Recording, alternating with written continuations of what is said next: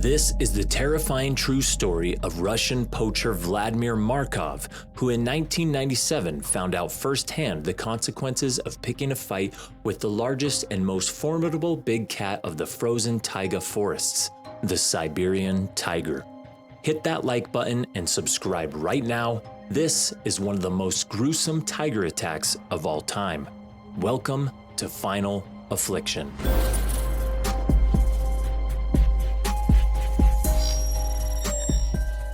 The tiger weighs over 500 pounds and can grow to be 3 meters or 10 feet long from nose to tail.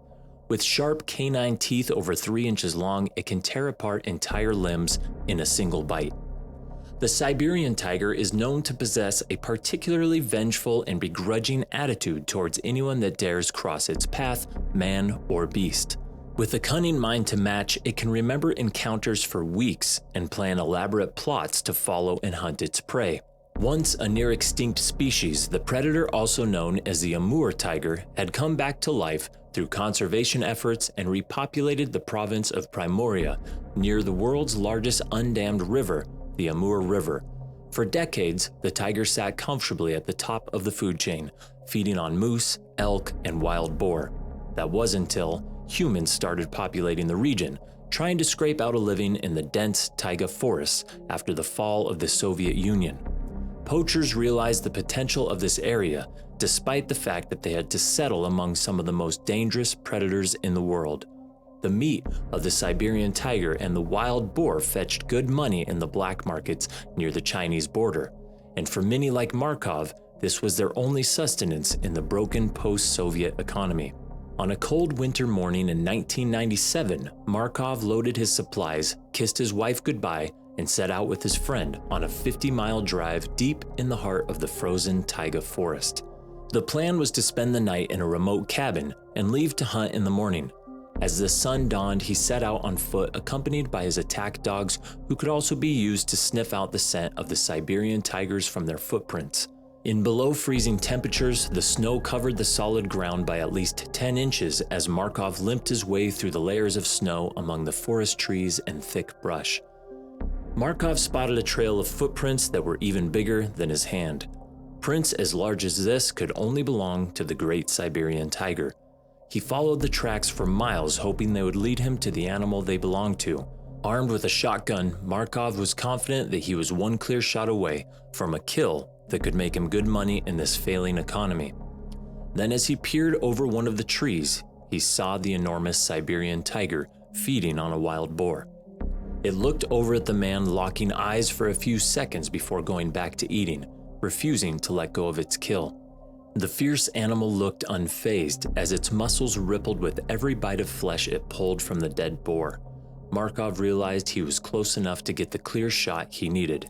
He raised his shotgun and fired a bullet straight into its torso. It was a sure hit, he thought. It was only a matter of time that the tiger would succumb to the fatal injury. He walked ahead, salvaged whatever meat he could from the carcass of the dead wild boar, and followed the tiger a few more miles as it limped away injured in the deep snow. The white snow made it easy to follow the blood trail, but he noticed it decreasing the farther he went along in its pursuit. It wasn't long afterwards that the trail stopped, and Markov was left standing alone in the snow with no idea of where the tiger was, dead or alive. He quickly realized that the tiger must not have been fatally wounded and decided to head back to his camp to return the next day. He stored one piece of the boar meat just outside of his camp and left for town to see what he could trade for the other one. But while Markov was away, the wounded tiger had followed the scent of the man to the cabin and smelled its boar hunt stored outside in the wellhead. In frustration, the tiger reclaimed his kill and destroyed the wellhead in the process. It then camped outside near the cabin, awaiting the man's return. When Markov got back to the cabin, he noticed his dogs barking loudly and incessantly, trying to signal to him that something wasn't right. He peered through the window and saw the tiger at a distance. He called his dogs back into the cabin. If the injured tiger had still not left after reclaiming its boar meat, he was after more than just the boar meat. Markov realized that the animal had come for vengeance, and he could not afford to let it live once it had smelled his scent. He set up his gun through a shooting port in the wall and opened fire. wounding the tiger twice now from the same gun. It disappeared into the forest, still able to carry itself despite being shot several times. Markov decided to go to his friend Duncha's cabin not far away and drive away to safety with him in his car. His friend urged him to stay the night at his place because the car's radiator fluid had to be drained every night to keep it running, and they couldn't leave right away. Markov was now visibly frustrated and decided to make his way back to his cabin and deal with the problem the only way a poacher knows, by shooting the tiger until it's dead. Little did he know, in his absence, the tiger had torn down his cabin's front door and had made its way inside, chewing and clawing at anything that had Markov's scent on it. It shred to pieces clothing, mattresses, and tools that he had used, and then found a well-hidden spot outside the trail to lie in wait for Markov's return. It was dark, and Markov was just making his way to the entrance of the cabin when he was ambushed by the tiger. Caught unarmed, he soon found himself at the mercy of the vengeful Siberian tiger, and after their last two encounters, there wasn't much mercy left. Several hours later, investigators discovered a chilling scene outside of the camp, one that captured the grueling nature of the attack and the terrified helplessness of Markov in his final moments before being devoured. The snow around the scene had melted and flattened from the wrestling and wriggling that Markov must have tried while being eaten alive. There wasn't much to call Markov's body anyway. A few bones here, a pool of blood, red snow there. Some of his clothes were found several feet away. His shoes still carried his severed feet. His sleeves still held his detached arms. The tiger was momentarily pacified after tearing apart its hunter and headed downstream. Word had now gotten out of the man-eating Siberian tiger, and terrified poachers and settlers evacuated the taiga forests to escape the same fate as Markov. The only one still in the area was 25-year-old Andrei Pachutnya. He was a trapper who had set up traps in the forest to catch animals for their fur. Andrei's parents urged him not to leave the house to check his traps until the tiger had been found, but he did not heed any advice to stay inside and set out in the forest. In Andrei's absence, the tiger had found his cabin and thrashed it just like it did to Markov's cabin. The Siberian tiger seemed to want to follow and tear to pieces anything that smelled remotely human. Upon his return, he was ambushed by the tiger near a neighbor's cabin, nestled behind a mattress as if it had been lying in wait for him all along. There was not much fight or resistance. Andrei attempted to pull his shotgun from his shoulder and take aim, but the bullet refused to fire. In the harsh Russian winters, older guns were known to have ammunition failures from a frozen cartridge. His shotgun failed at the last moment he would have wanted it to. Andrei was now easy pickings for the Siberian tiger, as it jumped on top of him, leaving him little chance for a fight. Young Andrei's father called for a search and rescue mission to find his son, and they did. But all that was now left of Andrei was a few bloodied clothes and a chard of the cross.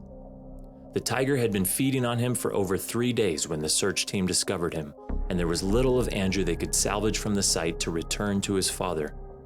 At the time, Project Tiger was a Western-funded animal conservation group operating in the taiga forest, trying to stop illegal hunters and poachers from driving the Siberian tiger to the brink of extinction. The head tracker for the mission, Yuri Trush, found himself in an ironic predicament. As a tiger conservationist and a researcher himself, he was tasked by the authorities to find the injured tiger and kill it on the spot. He was accompanied by officers Shibnev and Pionka, and the trio soon discovered the tracks of a limping tiger.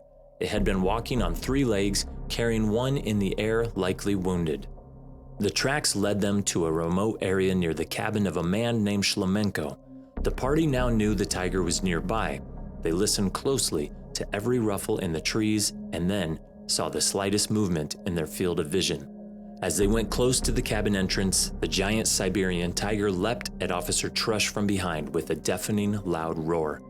All 3 men frantically tried to aim their guns at the tiger, but it was too late for the head tracker, as he quickly found himself beneath the angry behemoth tiger, clawing and gnawing at his vulnerable body.